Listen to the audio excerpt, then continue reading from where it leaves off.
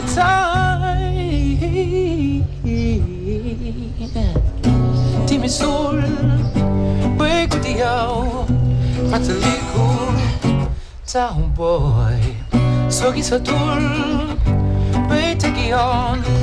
Mataliku. Town boy, tell him I'm busy di ma jàpp at yi gën a gaaw ak li ma daw ngir dala raw xel a daw fàttaliku duma fàtte yi baax fàttaliku gën ci yoon na ko waaj yi baax yi jaat yi bon yi xat ma di gis saak moytandiku doon tricheur biir classe doon crack gaddu saak wàcce kap daqi heure distock V2 borom bi sotraak làkku doon tox kattu ba pa xeet cigarette di nga seet jëngu doon Falla Freddy yi ma gisee tàmbaleem ci musique mooy yoon bu metti dañ daan jóg di dem moom ndongo duñu am sax paas dañ daan dox dem defi seen concert ñëwaat di daw di wut di am di dajale di daw di dem di daw di dajale ba tey alhamdulilah ñu ngi ci yoon bu baax te li ci gënoon neex nag mooy dañ nekkoon xale yu jub aw ci yoon bu baax am diine toxuñu naanuñu taxawaaluñu ci jigéen ñi affaire boobu surtout moom moo tax ñu am confiance ci ñoom ba léegi alhamdulilah ñu ngi sant yàlla di leen dégg fu sore ñu ci bëgg. Daraji family come set the fire. Fasten your seatbelt, we gon' lift you higher. Till the early morning, we not get tired. All my ladies here, we can push up the lighter. Father on the down low, now the heat is on. Now we can go wrong. I just have a long go. Some love, we are the routine of this guy. From the just now, now where people come around. Go down up and the down. Now the heat is on. Go, now we can go wrong. Go, I just have a long go. Some love, we are the routine of this guy. From the just now, now where people come around. Go. Daraji Family, qui a commencé sous le nom de simplement Daraji, c'est l'essence même du rap africain, puisqu'ils ont commencé au début des années 90. Fada Freddy et tous les autres, c'était les pionniers, au même titre que Positive Black Soul, d'un rap sénégalais, d'un rap africain, qui à la fois regarde vers les États-Unis, parce que bien sûr ils sont influencés par le premier pays du hip-hop, là où il est né, mais qui en même temps lui donne une vraie identité, avec pas du tout ce côté matérialiste et bling-bling qu'ont les Américains, mais vraiment un côté très roots, un regard sur ce qu'est l'Afrique, sur des besoins et des problèmes qui ne sont pas les mêmes que ceux des États-Unis, et qui va plutôt s'inspirer de la vague Tribe Called Quest, de la soul, c'est-à-dire ce qu'on appelait le rap conscient, le rap panafricain, les native tongues des années fin 80, début 90, et qui, au bout de 20 ans, est toujours là, ce qui est quand même une belle preuve de longévité.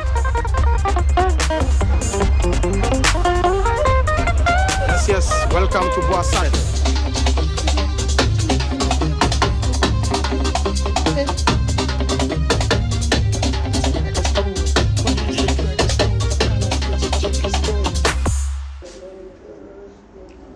Décalé légèrement. Nous sommes tous les deux auteurs et compositeurs. L'écriture occupe une place très très importante dans ce que nous faisons. Si nous faisons la musique, c'est parce qu'il y a un message aujourd'hui et ce message il nous tient à cœur. Nous avons un combat. Ce combat vient, entre guillemets, de certaines indignations sociales que nous avons envie de résoudre.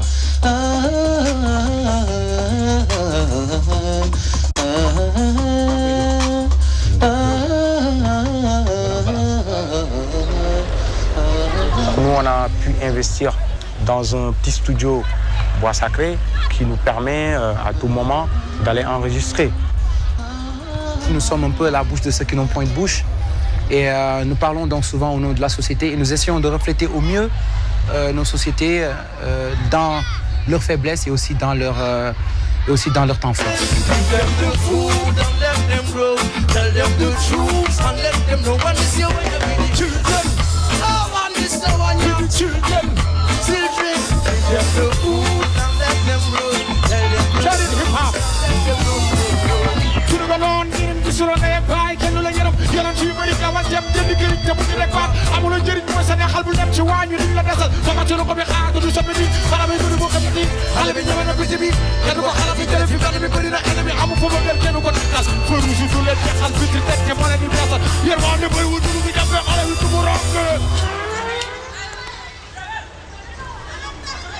On a quand même trouvé notre formule en faisant du son hip-hop. On fait passer un message spirituel. Notre combat, c'est quand même de permettre aux nouvelles générations de savoir qu'aujourd'hui, la vraie puissance, c'est la connaissance divine. On ne peut acquérir la certitude divine qu'on connaît Dieu que lorsque nous connaîtrons sa face. Et connaître la face divine nous appelle à nous connaître nous-mêmes et ainsi à connaître le monde.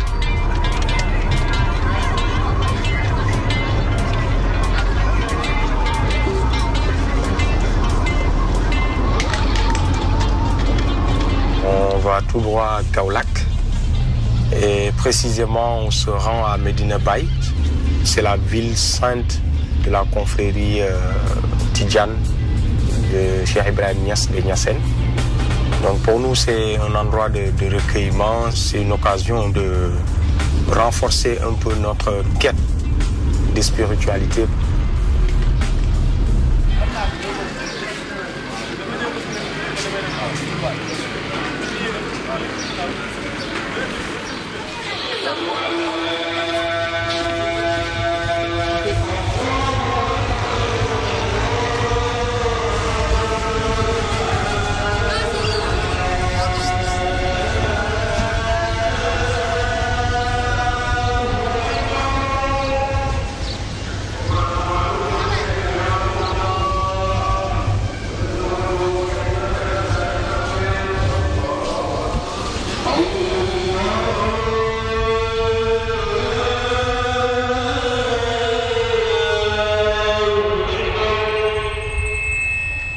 L'islam est très présent au Sénégal depuis le XIe siècle.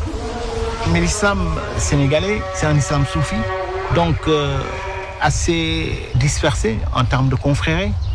Et par conséquent, les rappeurs, comme l'essentiel des Sénégalais, qui sont à 95% musulmans, sont généralement disciples d'un marabout, d'une confrère, d'une tarika.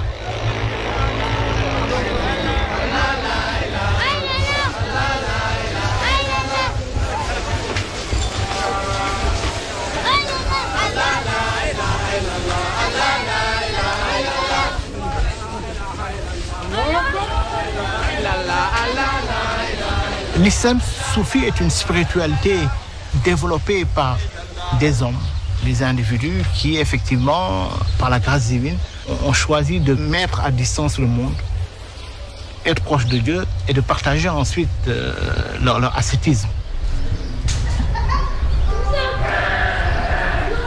te Baye dafa wax mu ne sëriñ mooy ki nga xamante ne nii daf naan la yaa ngoog sa borom ngoog. Macha Allah. Ah, alhamdulillah.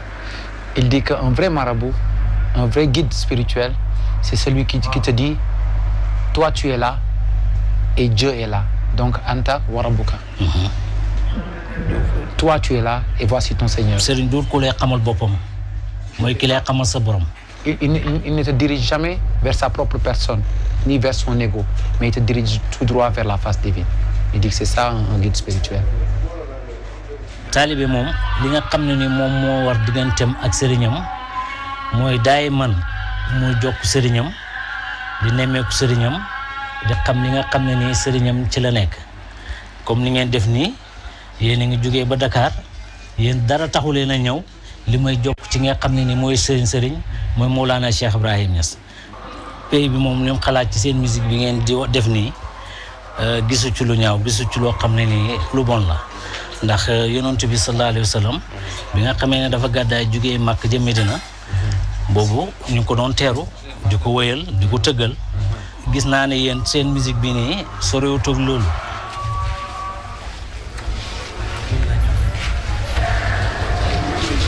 yàlla dana def ndam incha allah.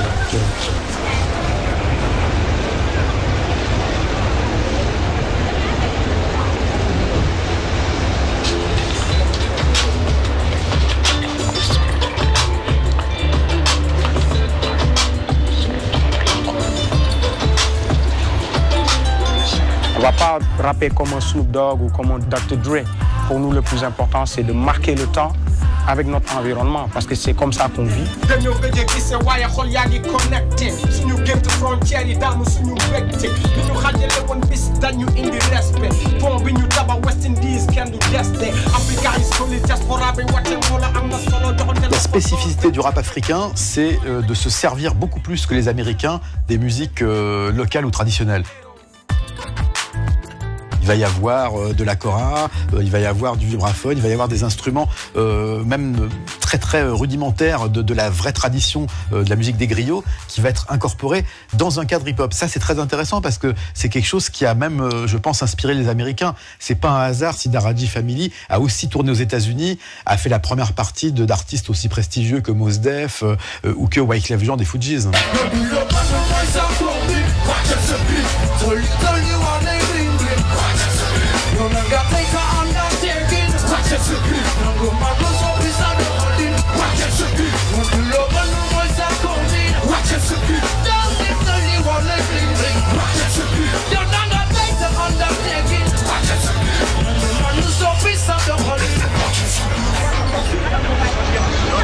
Je comprends pas. Il est où? Ah, ils sont là.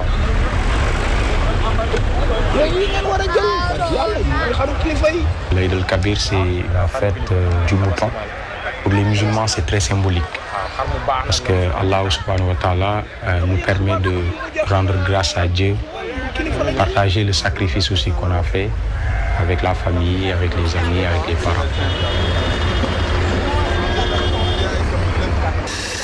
Historiquement, tout le monde sait qu'Abraham, c'est le père de toutes les religions. Au moment où il devait faire le sacrifice, même son fils Ismaïl avait accepté le fait qu'il soit sacrifié. Dieu a quand même quelque peu intercédé pour mettre un mouton à la place d'Ismaïl.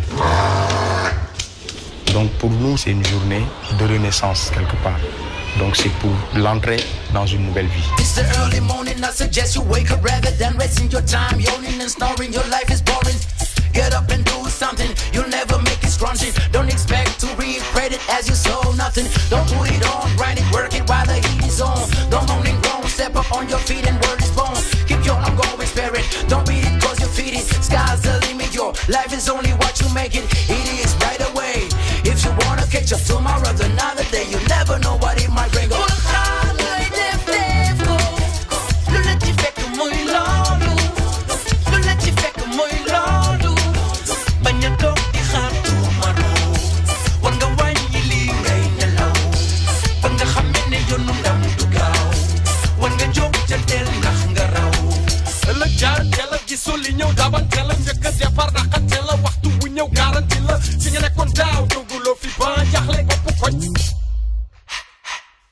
Les Daraji Family, c'est du positif. Je les ai vus aborder la musique. Je les ai vus descendre dans l'arène avec des albums mythiques. Et ensuite, je les ai vus aborder aussi ce qu'on appelle la world music, qui n'est pas seulement le rap, mais qui signifie des musiques qui viennent d'ailleurs.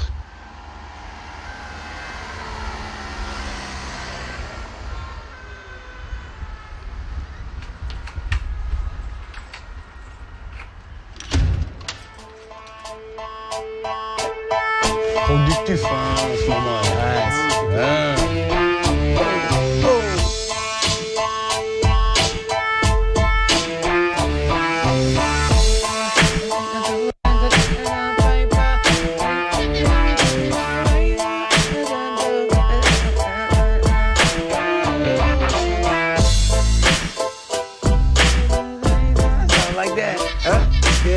J'ai rencontré Daraji Family maintenant il y a une petite dizaine d'années.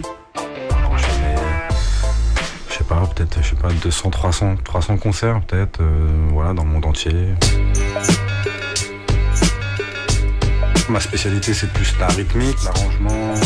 Il a ce groove spontané et il l'amène aussi bien dans notre musique quand justement les mélodies sont un peu à nu, quoi. Lui il amène la matière, le support nécessaire pour mieux le groove et surtout le côté super hip-hop. La vibe c'est universel. Le public va pas forcément capter les paroles parce que c'est vrai qu'il chante en wolof, un peu dans toutes les langues, mais je pense que le public prend l'énergie, la vibe, le partage, l'émotion, le son. Comme on a rek lay bolé kis bu ñew dem moko soké bis bu ñew mo né gëm na goor mu fa def sax xal bi warante ci bu modé amatuñu ben love sétane ni lañu bëgg noté def jam suñu kangam jox ben doomu adama dimbali ko gassa sa kangam ñu bëggal bu bu xol ci ñu torte langam jangalam bañu la yamalam jangalo la ci kaw suuf jéwal jangalam frustration segregation we need revolution cabaret yaga nañu def no bi retu dafa melni xel ya ba teju suuf si joy na suñu jëf yu ñaaw yi war nañu gëstu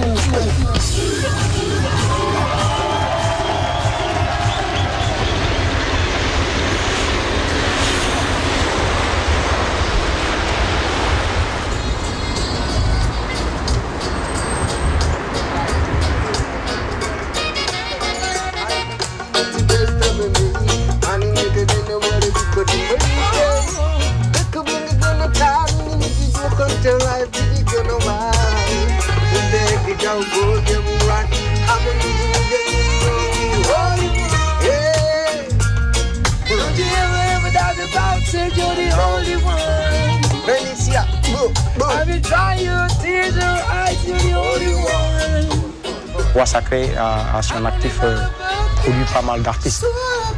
Pour nous, le plus important, c'est de développer les artistes, mais aussi de pouvoir permettre un développement durable.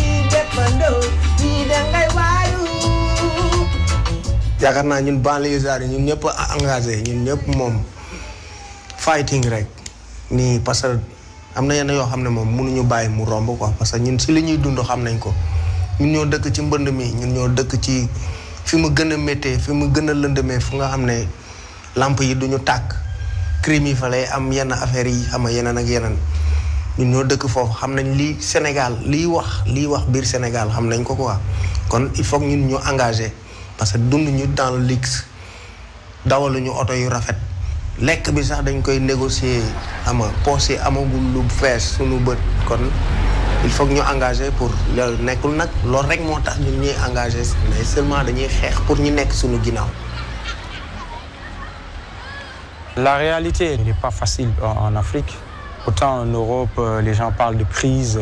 Aux États-Unis, les gens parlent de crise. Mais je pense que, comme on dit, on a toujours connu la crise en Afrique. Donc on arrive à nous adapter. Et pour nous, la musique, elle est un peu, ça nous permet de nous évader, de nous échapper un peu. Le monde est une école. J'apprendrai ce qu'est la vie. J'apprendrai ce qu'est le bien.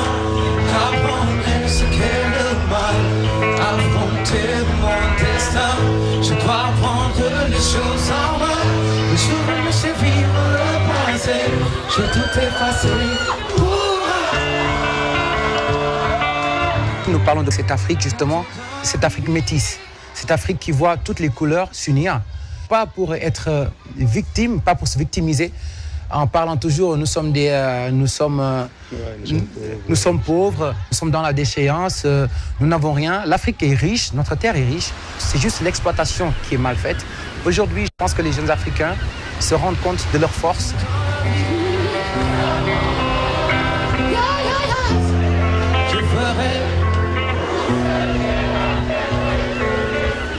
Ce que fait Daradi Family est quelque chose de vraiment novateur.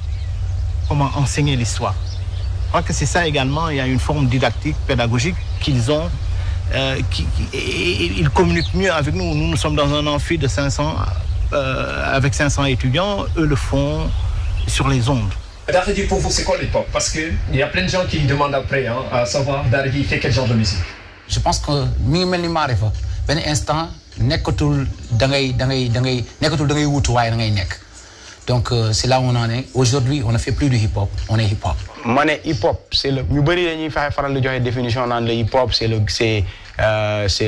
rap, le MCing, c'est la danse, c'est le DJing. Pour moi, c'est le fond, la forme et l'esprit. We are hip-hop, nous sommes hip-hop.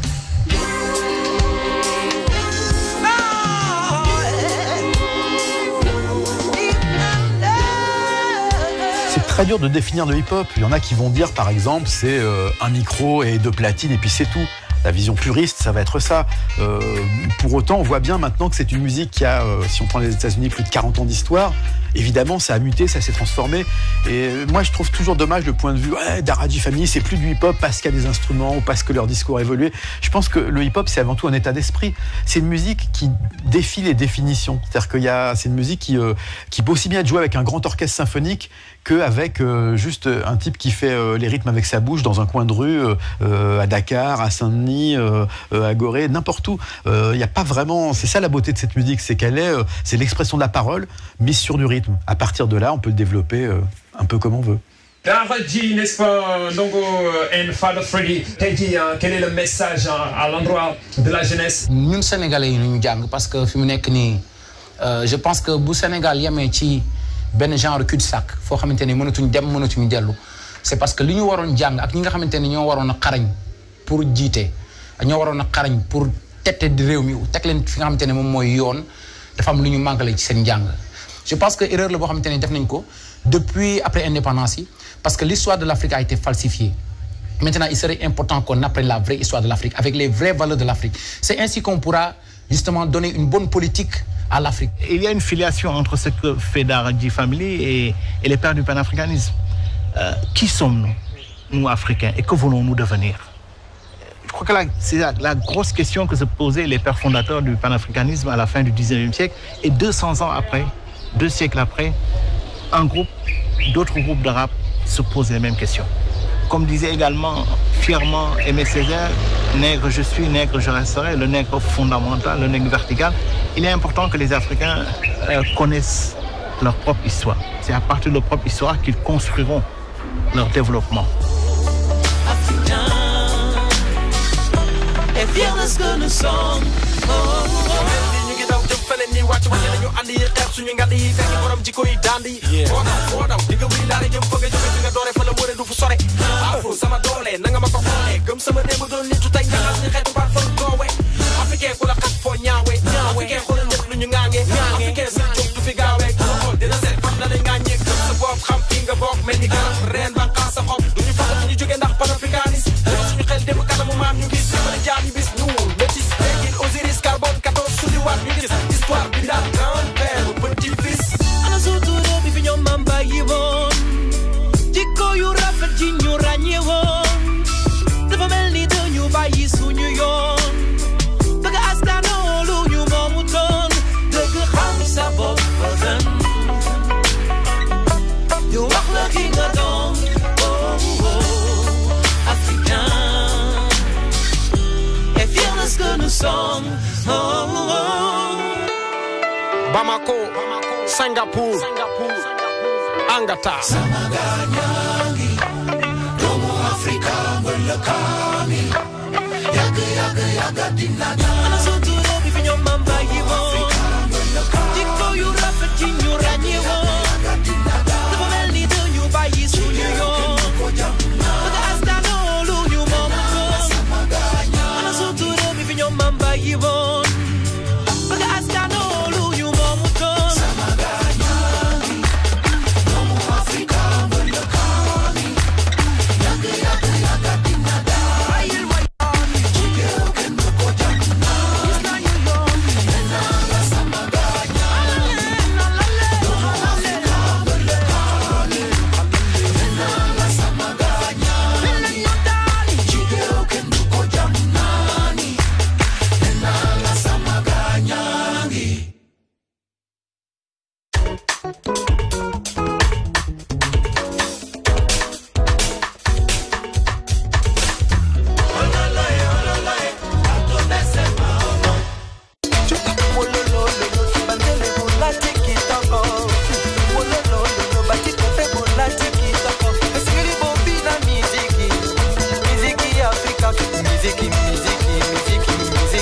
Trace Africa. We love African music.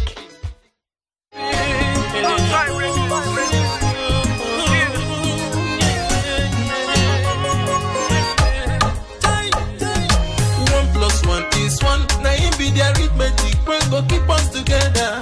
Can nobody love you like I do, my baby? Oh, 1 + play you forever. Can nobody treat you like I do, my baby. Jay, pretty girl, I just wanna say, now you they make me the feel this way. In the ocean of your sweet love, baby, I'm swimming. True love, no be by energy. And see, I get the formula. So penetrate your heart, let me break it down. It's you that I want.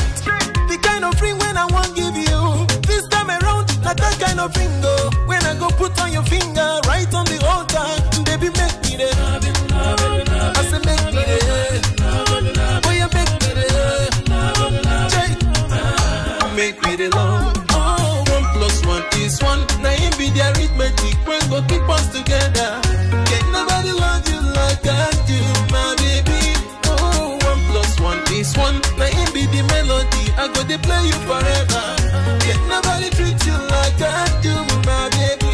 Oh, take you out tonight for a dinner. Doing things right like a dream. Cause that I will be. See my baby. Wanna get me. Hey. I know they said anybody, even when they think they waste, but don't bully. Now then I go to love you better, treat you well, no matter the weather, you go on my tata. It's the dream of every man to get a fine girl like you. We go be like Bryce and Stu. Baby, me, I'm gonna make we the love it. I said make me the boy, you make me the Jay, make me the love. Oh, 1 + 1 is 1. Now it be the arithmetic. When go keep us together. Can't nobody love you like I do, my baby. Oh, 1 + 1 is 1. Now it be the melody. I go to play you forever.